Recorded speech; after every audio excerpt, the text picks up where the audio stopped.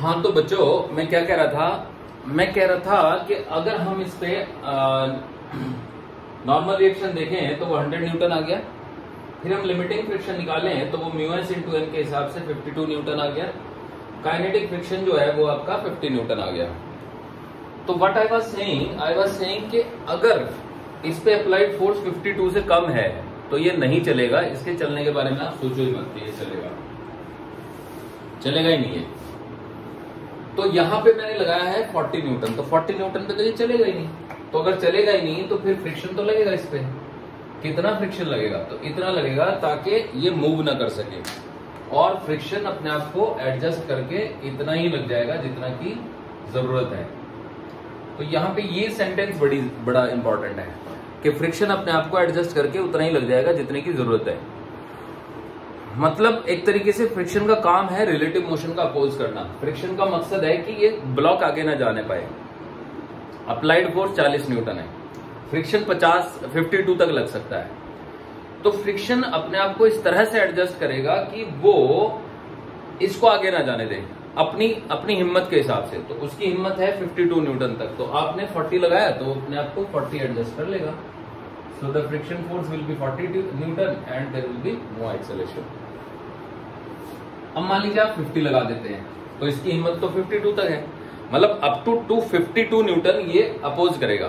52 के बाद फिर इसकी हिम्मत जवाब दे जाएगी, मतलब इसकी एक सीमा है, तभी तो वर्ड लिमिटिंग यूज है। लिमिट वर्ड मतलब सीमा, लिमिट की आप हिंदी करोगे तो सीमा। तो 52 न्यूटन तक इसकी सीमा है, इसकी ताकत है, इससे आगे ये नहीं बढ़ सकता है, समझे। फिर ये मजबूर हो जाता है, और मजबूर हो जाता है तो ब्लॉक चलने लगता है। जैसे ही ब्लॉक चलने लगता है फिर इसको मजबूरी में अपनी वैल्यू कम करनी पड़ती है, क्योंकि जब रिलेटिव मोशन हो रहा होगा तो फ्रिक्शन और थोड़ा कम हो जाएगा। तो 50 न्यूटन पे ये 50 ही हो जाएगा, चलेगा ये अभी भी नहीं। अब हम 51 लगाते हैं तो 51 पे ये 51 ही हो जाएगा। याद रखो 51 पे ये 51 ही हो जाएगा और ये नहीं चलेगा। अब हम 52 लगाते हैं, नहीं चलेगा। लेकिन 52 पे एक खास बात होगी, it is at the verge of motion, at the verge of motion, है ना, at the verge of motion. ऐसे कहेंगे आप कि बस ये भैया मोशन होने वाला है, इसमें अगर जरा सा भी बढ़ा दोगे तो मोशन हो जाएगा। तो मान लो आपने बढ़ा के 55 कर दिया, तो 55 इज मोर देन 52, अब तो चलने लगेगा ये। अब जैसे ही चलेगा तो ग्राफ ऐसा था ना बच्चों, याद है, इस तरह का ग्राफ था, ये ग्राफ ऊपर जाता था फिर नीचे आता था ऐसे। तो अगर ग्राफ नीचे आ रहा है तो इसका मतलब फ्रिक्शन यहाँ पे 52 था तो अचानक से 50 हो जाएगा, अपनी वैल्यू को एडजस्ट करेगा ना फ्रिक्शन, काइनेटिक फ्रिक्शन हो जाएगा। तो अब अगर ये अपनी वैल्यू को एडजस्ट करके 50 हो गया तो अब देखो 55 यानी 55 का आगे को लग रहा है और 50 का पीछे को लग रहा है, तो 55 आगे और 50 पीछे, तो नेट फोर्स इस पे हो गया 5 का। अब इसका मास 10 kg है तो ये 0.5 के एक्सेलरेशन से आगे बढ़ जाएगा, तो 0.5 मीटर पर सेकेंड स्क्वायर के एक्सेलरेशन से आगे जाने लगेगा ये। ऐसे ही मान लो मैं यहाँ पे 60 लगा दूं तो फिर ये तो 50 रहेगा, तो इस पे नेट फोर्स हो गया 60 आगे और 50 पीछे, तो नेट फोर्स हो गया 10। तो 10 को जब हम 10 से डिवाइड करेंगे तो ये 1 आ जाएगा, 1 मीटर पर सेकेंड स्क्वायर। ऐसे ही फिर आप मान लीजिए इस पे 70 लगा देते हैं तो ये तो 50 रहेगा, तो 70 आगे 50 पीछे, नेट हो गया 20, तो 20 को 10 से डिवाइड करेंगे 2 मीटर पर सेकेंड स्क्वायर। अब मान लीजिए आप लगा देते हैं सीधा 100, ये तो 50 रहेगा अभी भी, तो 100 में से 50 है 50 डिवाइड बाई 10 तो 5 मीटर पर सेकेंड स्क्वायर। आप यहाँ पे लगा दीजिए 200, तो 200 न्यूटन आगे को है, फ्रिक्शन अभी भी 50 रहेगा क्योंकि अब तो एक बार चल रहा है ना ये, तो 50, तो नेट फोर्स हो गया 200 माइनस 50 यानी कि 150 को 10 से डिवाइड करेंगे 15 आ जाएगा। अब आप मान लीजिए 1000 लगा देते हैं तो फ्रिक्शन तो अभी भी 50 रहेगा, तो नेट फोर्स हो गया 950 को 10 से डिवाइड करेंगे 95, सो it is 95 metre per second square. अब ये 95 मीटर पर सेकेंड स्क्वायर के एक्सेलरेशन से आगे बढ़ेगा। तो मुझे लगता है आपको ये समझ आ गया होगा, ठीक है बच्चों। तो कैसे ब्लॉक पे स्टैटिक और काइनेटिक फ्रिक्शन काम करते हैं, आई थिंक मैंने आपको एक्सप्लेन कर दिया है। तो चलिए अब आगे बढ़ते हैं और आपको एक आध क्वेश्चन देते हैं, ठीक है, देखिएगा।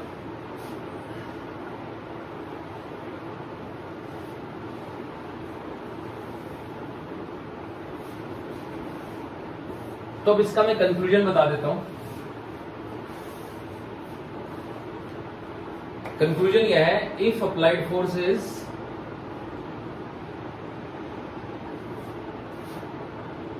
Is increased from 0 newton to 52 newton, है ना, the block will not move, the block will not move, and the friction force acting on the block is called static friction, and the friction force, friction या frictional जो भी कह दो, है friction,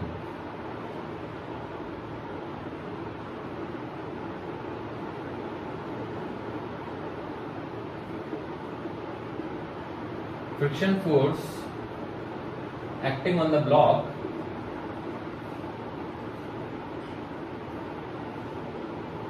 is called static friction.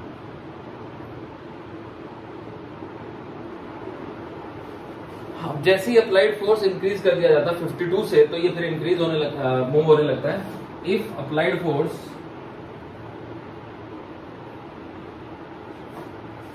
Is increased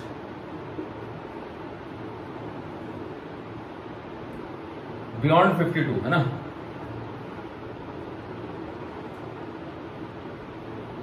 it will start moving, it starts moving,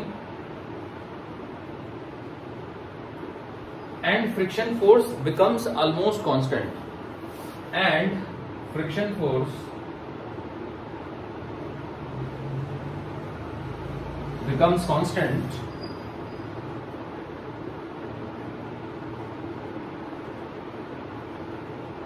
constant की जगह almost constant कर देता हूं मैं, 250 Newton, and it is called kinetic friction.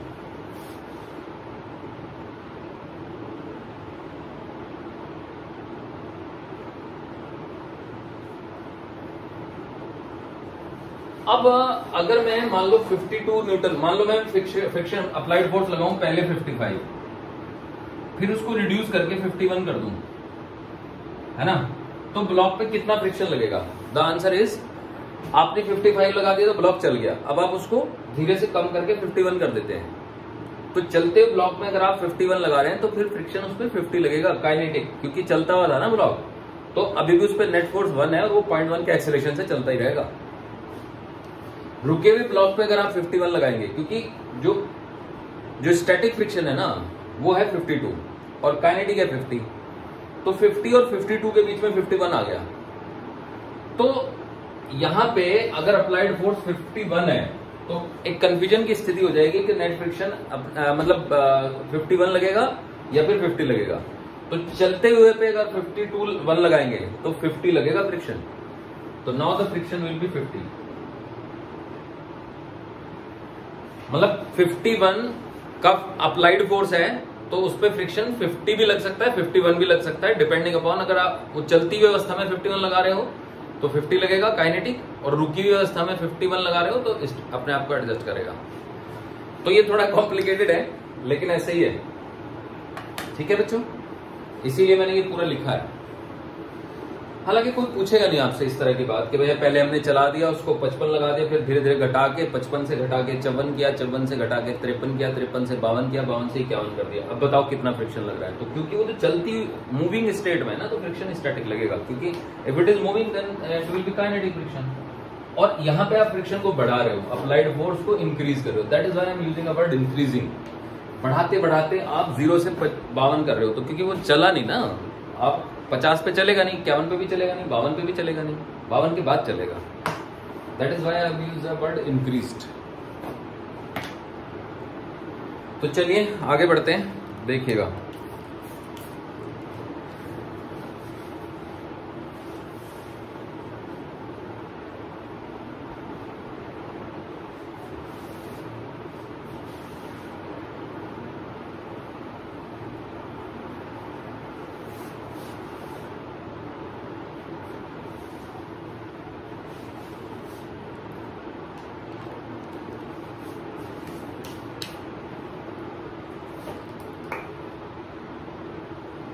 तो बच्चों क्वेश्चन ये है,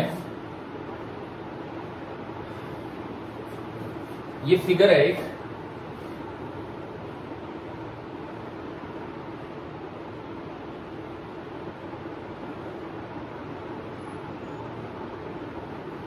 ये एक ट्रक है, ठीक है।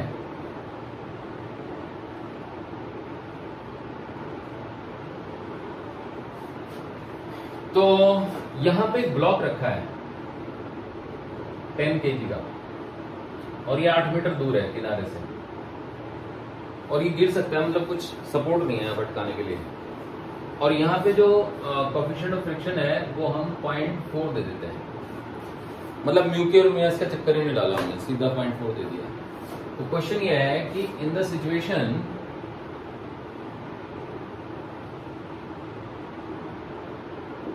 shown in figure,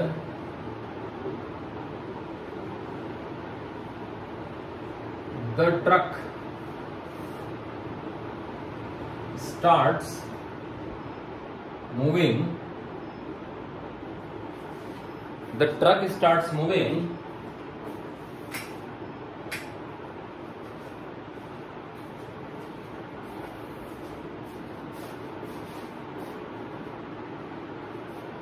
with constant acceleration of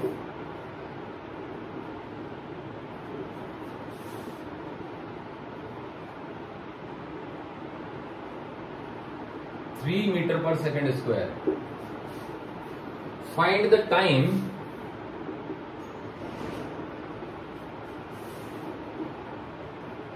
after which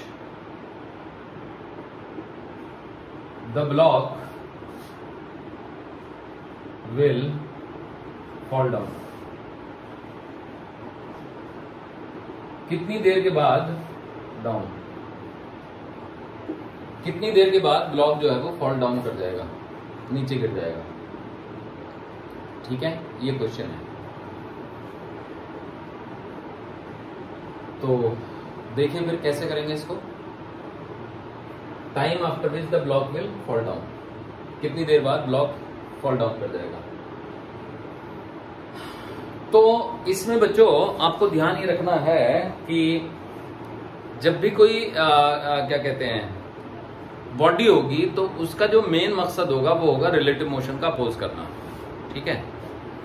तो देखिए क्या है, सबसे पहले हम ये देखते हैं कि इसमें मैक्सिमम फ्रिक्शन कितना डेवलप हो सकता है। F limiting mu into N, mu है 0.4 और एन की वैल्यू mg हो जाएगी, तो 0.4 इंटू एम इज 10 एंड जी को हम फिर से 10 ले लेते हैं, 40 न्यूटन। ओके बच्चों, अब ट्रक ने 3 मीटर पर सेकंड के एक्सेलरेशन से चलना शुरू कर दिया है। ओके, तो अब ध्यान से सुनिए सॉल्यूशन में जो मैं शब्द बोल रहा हूं उन पे ध्यान देंगे। Friction wants to avoid relative motion, तो अगर फ्रिक्शन ये चाहता है कि रिलेटिव मोशन ना हो, तो फ्रिक्शन ये चाहता है कि ब्लॉक भी 3 मीटर पर सेकेंड स्क्वायर के एक्सेलरेशन से चले। तो friction wants to move the block with an acceleration of 3 metre per second square. Friction wants to move the block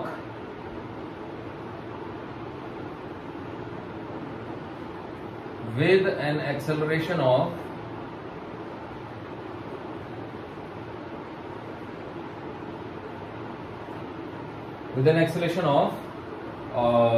3 metre per second square. तो फ्रिक्शन ये चाहता है कि block 3 metre per second square के acceleration से चले। तो अगर ऐसा फ्रिक्शन चाहता है तो फिर ऑब्वियस सी बात है कि भाई इस पे कितना फ्रिक्शन लगेगा। देखो तो ये ब्लॉक हो गया, नीचे को इस पे 10G का फोर्स लग गया, ऊपर को इस पे नॉर्मल रिएक्शन लग गया, ठीक है। अब क्योंकि ब्लॉक तो आगे जा रहा है तो फ्रिक्शन यही चाहेगा कि ये भी आगे जाए, तो इस पे फ्रिक्शन आगे को लगेगा, ये लग गया 10 kg का ब्लॉक। तो कई बार बच्चों के दिमाग में ये होता है कि फ्रिक्शन हमेशा पीछे ही लगता है। जी नहीं, फ्रिक्शन यहाँ पे आगे लगेगा क्योंकि नीचे वाली चीज आगे भाग रही है ना। तो फ्रिक्शन तो यही चाहता है कि इन दोनों के बीच में कोई रिलेटिव मोशन ना हो, तो इसलिए फ्रिक्शन आगे लगेगा इस पे। तो 3 के इससे चलाना चाहता है ये, तो F is equal to m में अगर मैं लगा दूं F is equal to m है 10, a है 3, 30 न्यूटन हो गया। अब अवेलेबल फ्रिक्शन है हमारे पास 40 का और हमें रिक्वायरमेंट, जरूरत, दरकार, आवश्यकता 30 की है। तो अगर हमें रिक्वायरमेंट 30 की है, अवेलेबिलिटी 40 की है, तो फ्रिक्शन अपने आप को एडजस्ट करके 30 कर लेगा। तो friction will adjust itself eight A value of 30 Newton and the block will keep moving with the truck and it will never fall. तो मैं लिख रहा हूं, so friction will adjust itself to a value of 30 Newton and will keep the block moving with an acceleration of 3 meter per second square and the block will never fall down, and the block will not fall down। तो question ये था कि block कब गिरेगा, the answer is never, the block will never fall down. समझ आया बच्चों? अब यहीं पे हम क्वेश्चन थोड़ा बदल देते हैं और क्वेश्चन को बदल के कर देते हैं कि भाई मान लीजिए कि जो ब्लॉक है, ट्रक है, वो 3 के बजाय 5 से चल जाता है, starts moving with an acceleration of 5 metre per second square. तो अब friction will wants to move the block with an acceleration of 5 metre per second square. Friction ये चाहेगा कि ब्लॉक 5 के एक्सेलरेशन से चले, तो उसके लिए कितने फ्रिक्शन की दरकार है, कितने फ्रिक्शन की आवश्यकता है, कितने की रिक्वायरमेंट है? 50 न्यूटन की रिक्वायरमेंट है। अब क्योंकि लिमिटिंग फ्रिक्शन का मतलब होता है ये अधिकतम वैल्यू है फ्रिक्शन की, इससे एक्स्ट्रा तो, इससे ज्यादा तो लग ही नहीं सकता, ये तो सीमा है, इससे एक्सीड नहीं कर सकता फ्रिक्शन। चाहिए 50, अधिकतम सीमा है 40 की, तो फ्रिक्शन अपने आप को एडजस्ट कैसे करेगा? नहीं करेगा। तो friction will adjust itself to a value of 40 newton, है ना, and the block will fell down. समझे कि नहीं? 40 newton, so that the block will accelerate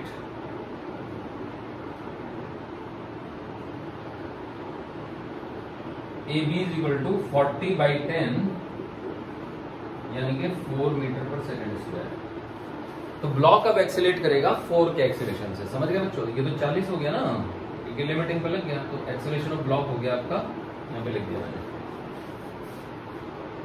अब ध्यान दीजिएगा कि ब्लॉक चल रहा है 40 के एक्सेलरेशन से और 4 के एक्सेलरेशन से, और ट्रक चल रहा है 5 के एक्सेलरेशन से।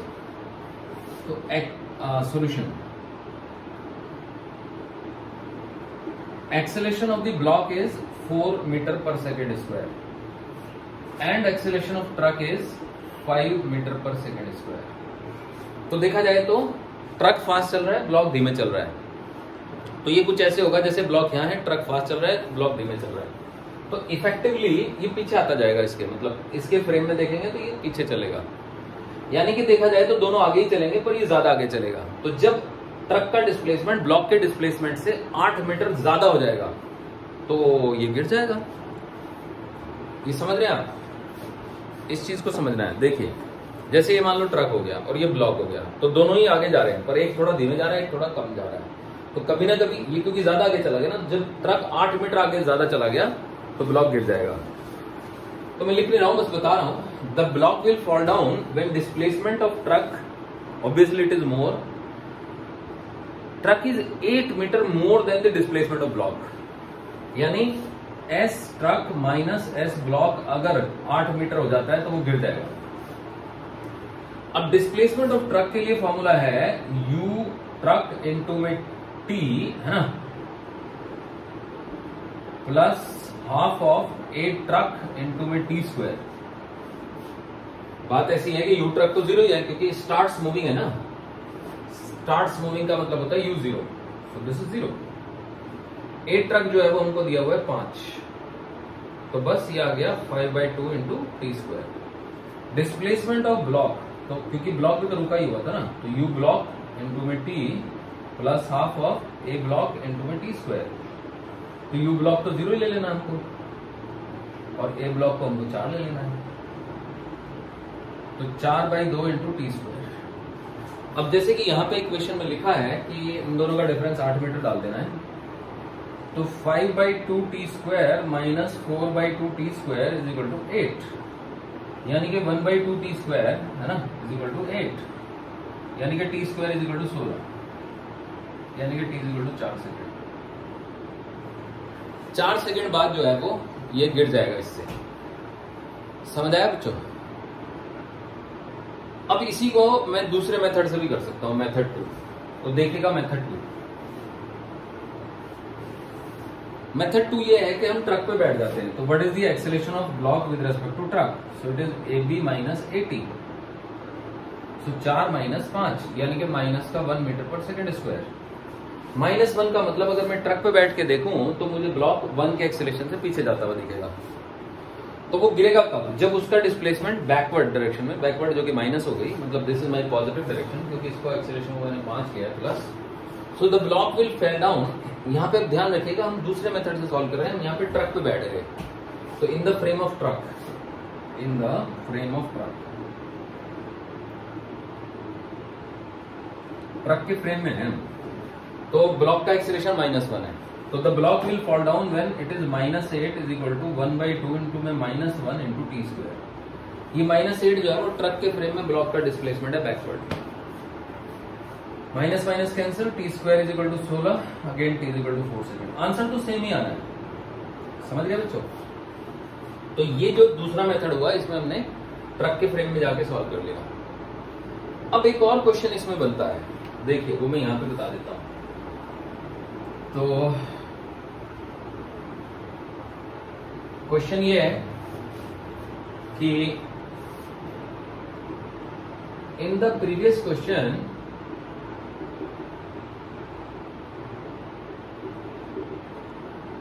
Find displacement of the truck when the block fell down.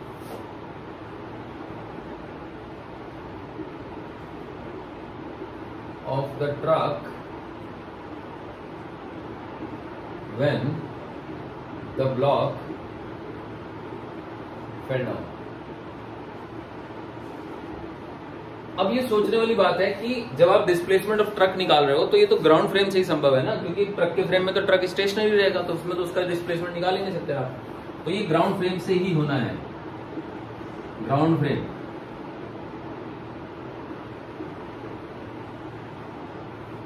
तो S truck is equal to 1/2 into में A truck into t square. अब ट्रक का जो एक्सेलेरेशन था वो था आपका 5, 1/2 इंटू में 5, और टाइम हम पहले ही निकाल चुके हैं, तो 4 का स्क्वायर, 16 5 80 का था 40 मीटर, यानी कि जिस पोजीशन पे अभी यहाँ है, मान लो ये ट्रक का पिछला कोना यहाँ है और आप यहाँ खड़े हो, तो जिस समय पे ट्रक से ब्लॉक गिरेगा उस समय पे ट्रक का पिछला कोना 40 मीटर दूर होगा आपसे, समझे बच्चों? अच्छा, इसी में अगर मान लो कहते हैं कि find the displacement of block when it fell down, है ना, तो ब्लॉक का एक्सेलरेशन ले लेंगे फिर यहाँ पे, तो 4 आ जाएगा ये, और ये 32 मीटर आ जाएगा। तो क्योंकि अगर आप यहां खड़े हो तो आपसे ऑलरेडी 8 मीटर दूर तो ब्लॉक है ही, तो वो कोना जिस समय पे ब्लॉक गिरा होगा 40 मीटर दूर होगा यहाँ से, तो 8 मीटर तो पहले से ही है, तो नेट डिस्प्लेसमेंट ब्लॉक का 32 मीटर आएगा ही आएगा। तो इस तरीके से आप समझ गए कि ये फ्रिक्शन के क्वेश्चन आप कैसे करेंगे। ठीक है बच्चों, तो होपफुली इट इज क्लियर।